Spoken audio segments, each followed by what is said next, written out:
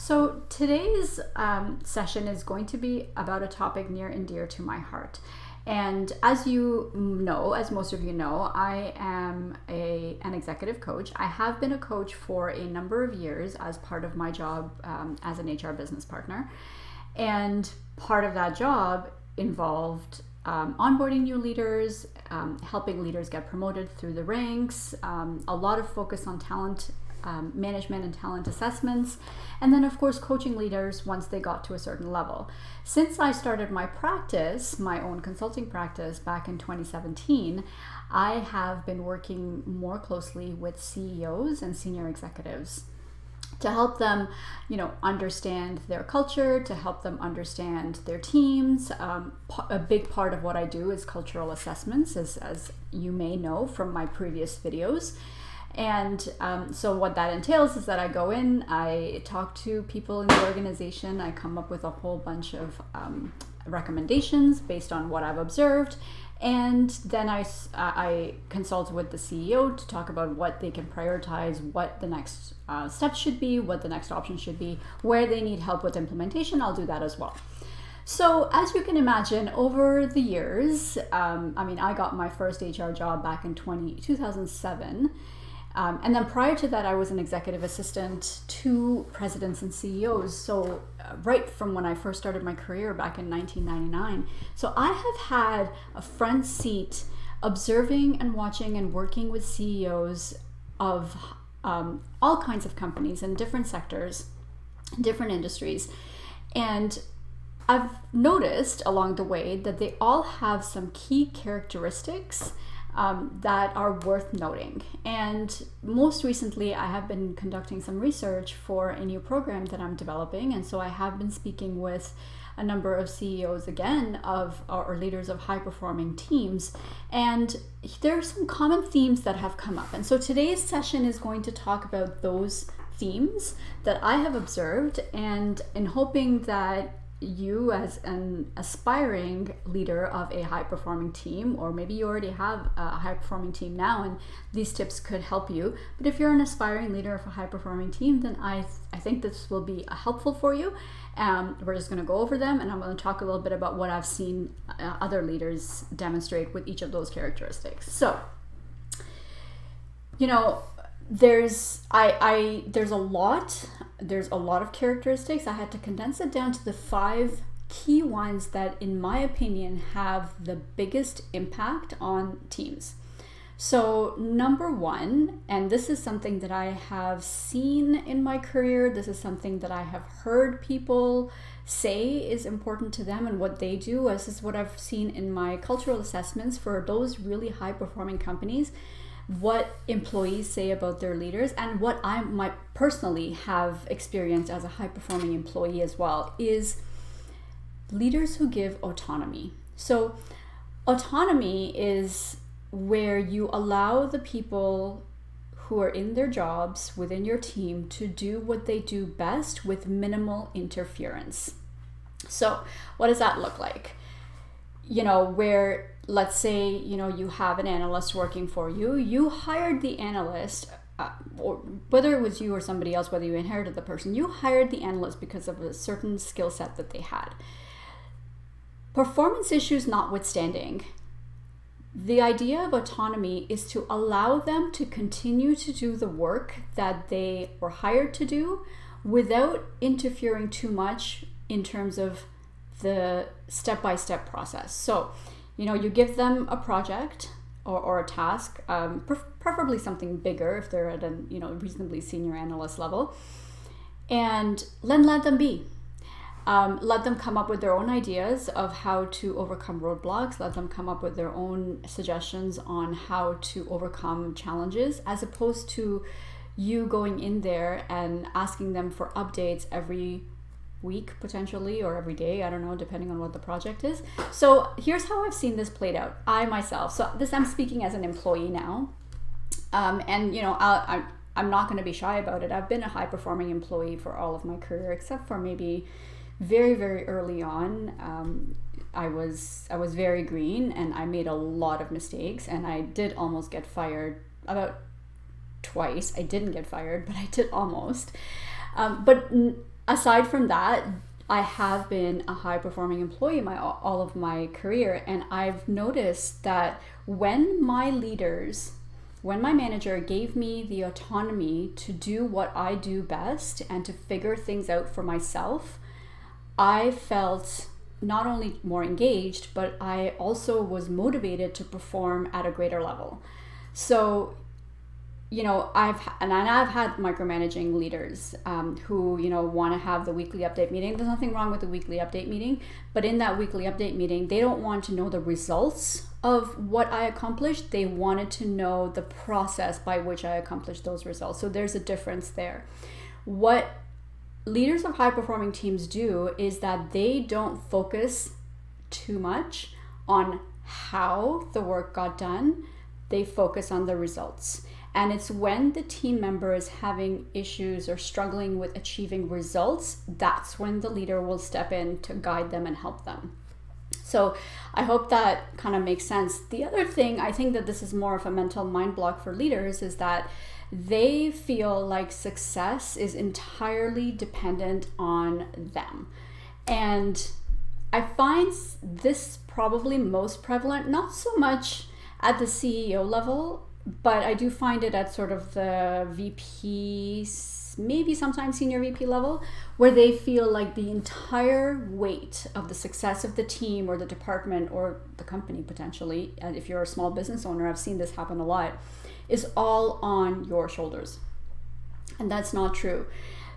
You have a team, you need to leverage them. And the best way to leverage them is to let them do what they do best. Where they need guidance, where they ask for help, you need to step in, but only to the extent that you're helping them achieve the results, not helping them with the how. So I hope that makes sense. I would appreciate any comments or questions that you have. Drop me a DM or send me an email if you have any other comments or ideas around this topic. The second thing that leaders do is that they coach versus do. So this follows the previous point. Now, there's a difference, and I find that a lot of times new leaders struggle with this, but I've also seen seasoned leaders struggle with this, particularly when they come from a more of a technical background and when they themselves were performing that job. So you know what I'm talking about, right? When somebody, when somebody gets promoted through the ranks and they leave, let's say, an SVP job and they're moving into a C-suite job, or they're moving into the CEO job, the top job, they have done a particular role and now they see somebody else in that role, and their instinct is to go in and do that job or tell the person how to do that job because that is how it worked for you or for them. And so that's what I mean by coaching versus doing. So when leaders do, that's what that looks like. When leaders coach, what that looks like is you recognize that the people that are in the jobs actually know or ought to know or will know how to do it, how to do the job in their own way. And letting go of how you used to do something is critical to that piece. So a coach will ask good questions. A coach will, guide. A coach will allow silence for people to come up with their own ideas, to come up with their own suggestions. And a coach will effectively, to be honest with you, a good leader or a good coach will be someone who sits on the sidelines and watches their team members excel and grow and stumble and fall and do what they need to do to really achieve what they need to achieve. And so that's number two, is coach versus do. So a part of doing goes back to my previous topic as well. So you may not actually necessarily go in there and do it, although I have seen this and I'll explain in a minute. You may not actually go in there and do it, but even by telling someone how to do something, it means you're effectively telling them how to do it, and so you might as well be doing it. If so I know it's It's an interesting thing to wrap your head around, but when I say allow them to figure out how to get the work done, your job as a leader is to tell them that this is what the expectation is, this is where you need them to be, and then leave them to figure out the how. I mean, of course, if you have set processes in place, and I'm a huge proponent of having set processes for things. If you have a set process in place, by all means convey that process to them. Let them work through that process. But if they're coming back to you and saying that I'm doing this, but something's not working, and I want to change the process, that's when you have to be like, okay, sure. If you think that it's going to be better that way, let's test it. As opposed to what I have seen leaders doing is saying, no, absolutely not. We've tried it every other way. This is the best way to do this particular task. And so I suggest we stick to this task. And I want you to ask yourself really honestly, was there a time I would say maybe in the last 6 months, when you were given a suggestion by somebody and the first words that you said were, let's parking lot that? And I'm asking this because I have heard this so many times that, people are busy, right? And especially with everything that's going on right now, people are busy. They have a lot of things on the go. They have a lot of balls up in the air. And so the instinct is, we don't want to mess with tried and true processes right now. We want to keep everything going the way that it is. So let's wait to do process improvement for a later time. Be honest now. Ask yourself that. Have you ever said, let's deal with a process change at a later time? Right now, we have bigger things to do. That may be very well true, and that may be a good explanation and a good a reasonable option at the time. But it's something just to be aware of as you think about your mindset shift to going from just a leader to a leader with a high-performing team. I think it's important to think about those things that you say that you don't even realize that you say, right? That a third person who has no vested interest whatsoever will be able to point those things out for you. So, coach versus do. New leaders struggle with this. And so, ask people, coaches ask questions, and by doing things for people. So this goes back to my previous point where I said I was going to come back to this. Here's what I've seen other leaders do. You have a big presentation that you're preparing for, that you and your team are preparing for. Let's say it's a board meeting, or it's a partners meeting, or it's a client presentation, whatever it is. Another question to ask yourself very honestly: when was the last time over the last year that you received something from your team that was not in the way that you would have liked to receive it? How many times have you stayed up until midnight fixing that presentation deck or document or report or whatever it is yourself, as opposed to bringing the person in, explaining what was wrong with it, what you want to see, and having them have another kick at the can? And I can bet that if you really truly asked yourself the question honestly, that there's probably been a couple of times where you've done that, where you have gone out of your way to fix something that is not your responsibility. So this is the other thing that doing does. So when leaders do work for their team, you're taking responsibility and potentially accountability away from your team members. You're limiting their learning, you're limiting their growth, you're taking time away from what you probably should be doing. You should not be spending your time doing reports. So you're spending time doing something that is not necessarily using your genius. And lastly, when you think about high-performing teams, that's how we learn and grow. So effectively, the final point is that you're not grooming anybody to be a successor to you if you're constantly doing the work for them. And this is the key, this is the issue, is that if you step in and you do it, at some point you want to be able to step away from your role and have the company run itself. That should be every leader's goal. Like, you're just there in the sidelines. You're there to help them, but you're not actually the one driving the business forward. Your team is. So if you pick up and do the work for them, you're not teaching them anything, and you're spending time on things that you should not be spending time on. So number three, the third thing that leaders of high performing teams do is that they allow mistakes. So this is in the same vein as the previous 2 points. Mistakes are interesting. So depending on the industry that you are in, mistakes can be like, you can have a wider or narrower berth for people making mistakes. In a highly regulated environment that's extremely process driven, mistakes, so I'm not talking about mistakes as in, like people miss a step in a process, right? That's not necessarily what I'm talking about.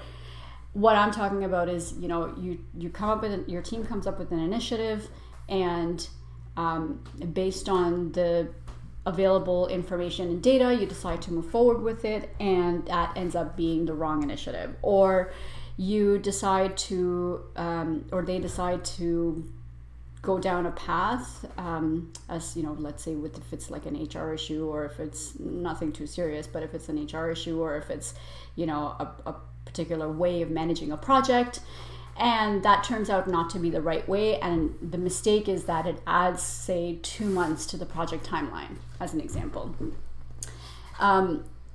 That's something that a lot of leaders don't really have the patience for. They don't have the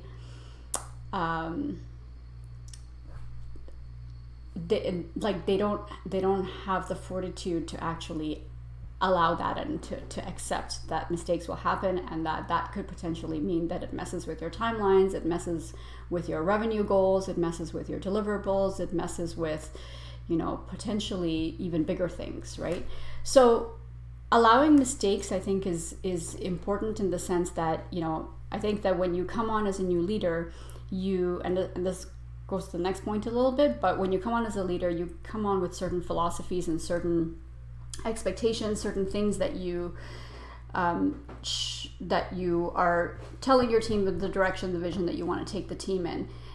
If your team members are resistant to that philosophy or to that way of thinking, there will be times when you'll just have to let them make the mistakes, and then you would need to come in to say, okay, well, you tried it your way, it didn't work, here's things that didn't work out, and now let's do it a different way.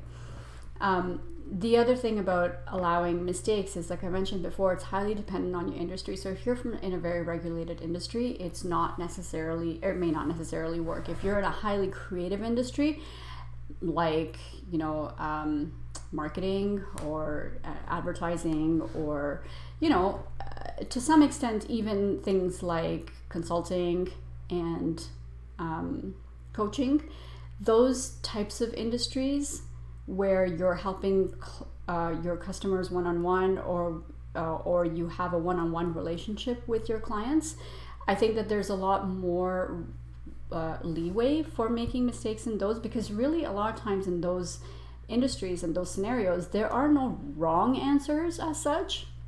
It's really about trial and error and finding the best answer.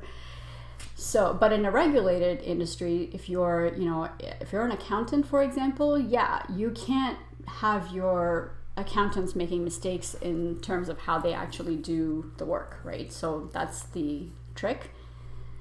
Number 4, share best practices. So this is something that leaders of high performing teams definitely do, is they go out and they network, they go out and they read, they go out and they learn, and then they bring that back to their teams to implement or to foster.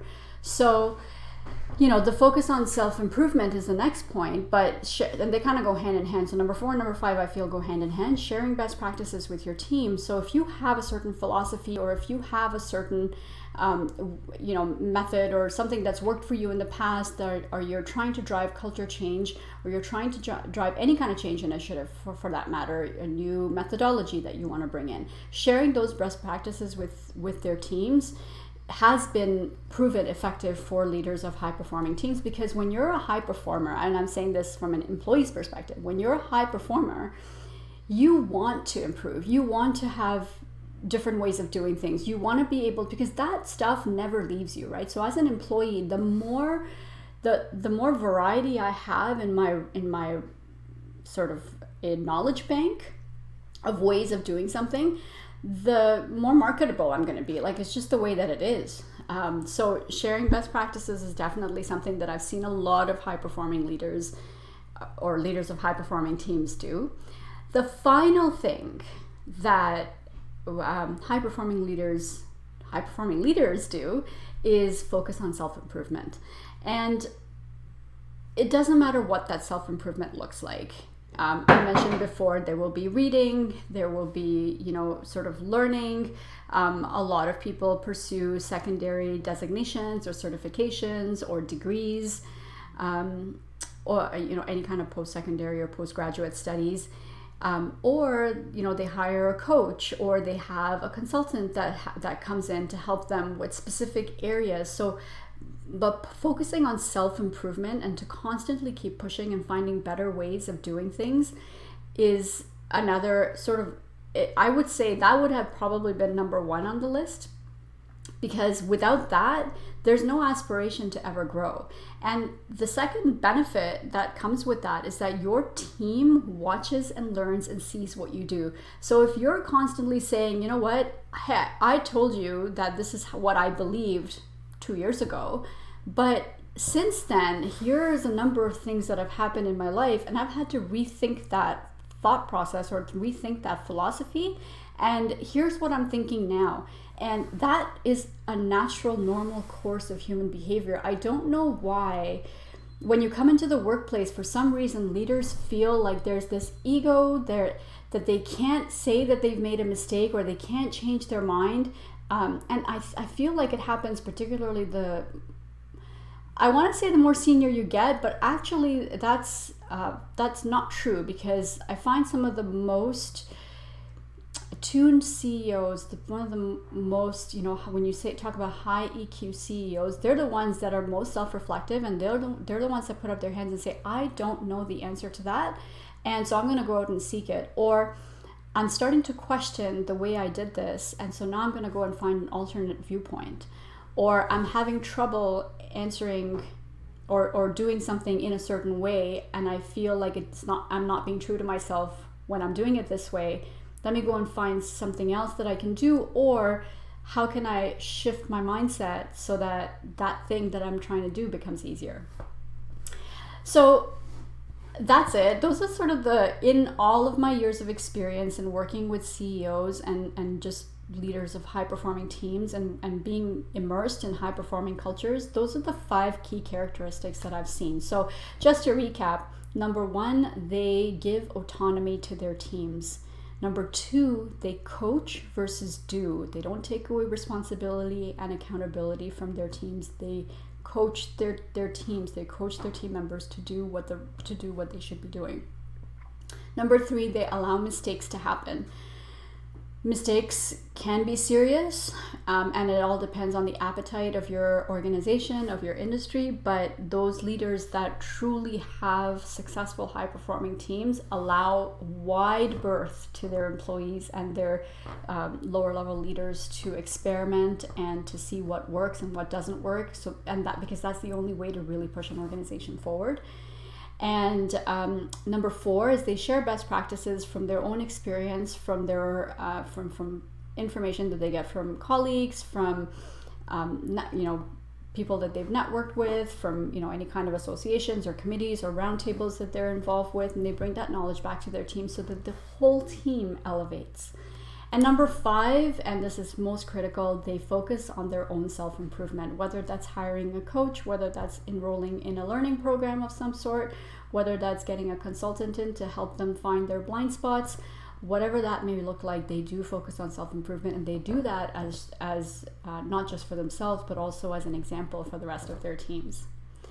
So that's it for today. I hope you found this helpful. If you did, please share this with your peers and with your teams. I would love to get any feedback that you have. You can email me at sadaf@karisconsulting.com or drop me a message on any social media platform. I will promise to get back to you. And of course, if you have ideas about future lives for me, please send them over my way. I'm always looking for fresh ideas to come up with. Thank you very much and have a great weekend.